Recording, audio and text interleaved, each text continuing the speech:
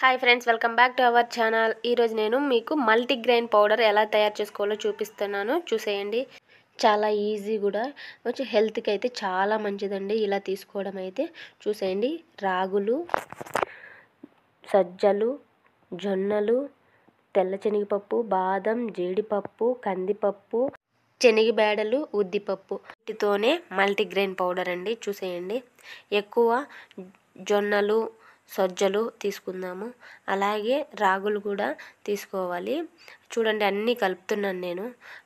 ఇంతే తీసుకోవాలా క్వాంటిటీ అట్టే ఏం లేదు, అన్నీ మనకి నచ్చినన్ని తీసుకొని బాగా చేసుకోవాలి. ఉద్దిపప్పు అయితే మనం ఏం చేసుకోవాలన్నా బాగుంటుంది. జీడిపప్పు, బాదం కూడా వేస్తున్నాను.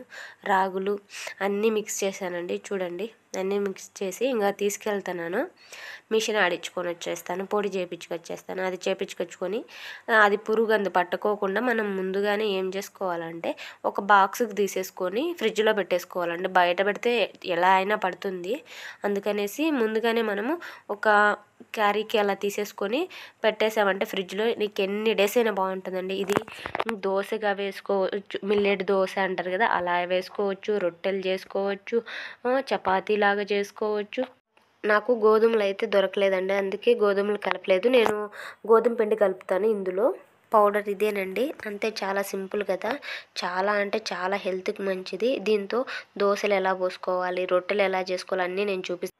ఇలాంటి మంచి ఫుడ్ తీసుకుంటేనే మన హెల్త్కి కూడా చాలా మంచిది. మీరు కూడా ట్రై చేయండి, ఎలా ఉన్నాయో కూడా చూసి చెప్పండి. టేస్ట్గా ఉన్నాయా లేదా ఏమనేది నాకు కామెంట్ చేయండి.